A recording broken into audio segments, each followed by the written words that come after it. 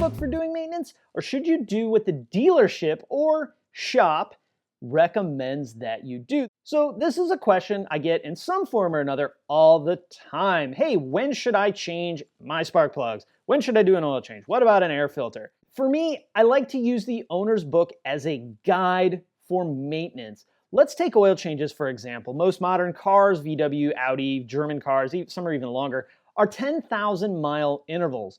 To me, that's a long time in between oil changes, in between inspections. Most people aren't even opening the hood between those oil changes, which I think is a whole separate problem that we'll talk about another time. But what's happening in that 10,000 miles is so important and rarely talked about, especially in the owner's book. Now, the oil can hold up just fine.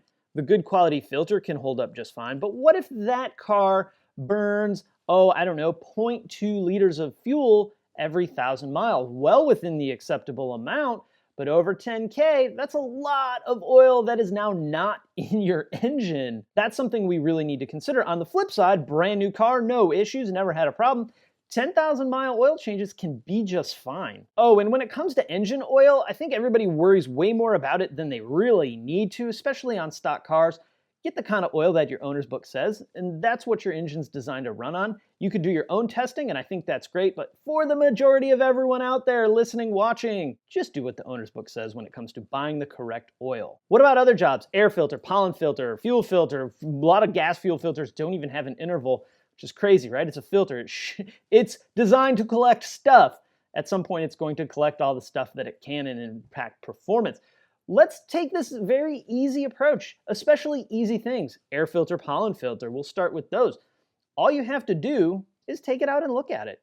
If it looks dirty, maybe it is. If it smells like you smell the pollen filter and it stinks, that's probably why your car stinks.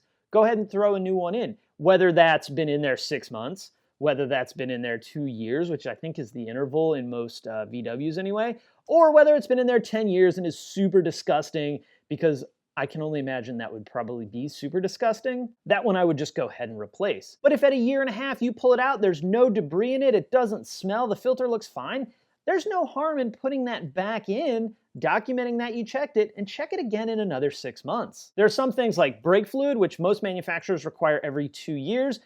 Do that every 2 years. That makes a lot of sense to me, either on the 2-year interval, or if you're doing other brake work, that's another really good time to do it. Let's say you're doing rear pads and rotors. Well, you're already working there, you already got the wheels off, go ahead and do the brake fluid flush on it then. It's just gonna save you a little bit of time and headache. Now, those are kind of the easy things. What about things that don't have an interval at all? Things like coolant, things like transmission fluid, things like fuel filter on gas cars that I mentioned, those are technically lifetime. Typically when it comes to those kind of things, the term lifetime or lifetime means about 100,000 miles. So if you wanna know when to do a coolant system service, 100K is a really good time to plan for it, but you can take a look and see, oh, the coolant's black. Ew, we need to get it out of there and figure out why it's black. Or it looks a little like it might be watered down. Maybe wherever you've been taking it was topping it up with water, this much at a time. And now there's kind of an off-balance concentration of water. The cool thing is, with coolant, we can measure specific gravity and see kind of the condition. So we really need to look at this 2 different ways. We have the manufacturer side, the owner's book side. That's your required maintenance. It's in a lot of ways bare minimum maintenance on the car. And remember, what's printed in that owner's book goes into the overall cost of owning the vehicle. Those are numbers that manufacturers squeeze the balloon to change and inflate one side while they shrink another to make it look like the overall cost of ownership is possibly lower than it actually is. We also have to look at it from the dealership side. They see a fuel filter. They look in the book, no interval for replacement. Well, to me, as a technician, there's a filter. At some point, it needs to be replaced. So what we do then is we start recommending to our customers upfront and honest, not scammy. We are saying, hey, there's no recommended service interval for this fuel filter, but it's a filter. Maybe we should change it at 60,000 miles so that it doesn't clog and cause a problem. It may never do that, but it's a filter. It's meant to collect things. And at some point, it can't collect any more things. That can lead to drivability concerns. Now, that fuel filter I talked about, is it 100% necessary to replace it as maintenance? No, it's not.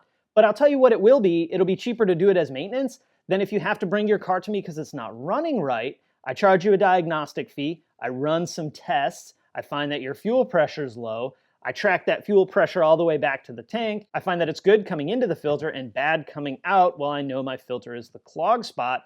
Now you've still paid me to do a fuel filter, but you've also had to pay diagnostic on top of it. That's one place, guys, where preventative maintenance is huge. So you bring your car to me, I'm doing preventative maintenance on it, an oil change maybe. I'm also looking over the car, looking for oil leaks, looking for coolant leaks, looking for tire wear, brake wear. Hopefully I can catch those while we do them as preventative rather than your car coming in on a hook because all the coolant leaked out and your car overheated. So we have to look at it a little bit bigger picture than just follow exactly what the book says and don't listen to the book. The dealer knows everything exactly how to maintain the car. If you are at the shop and you are not sure, ask, hey, what happens if I don't do this today? What's the worst that could happen? What have you seen happen?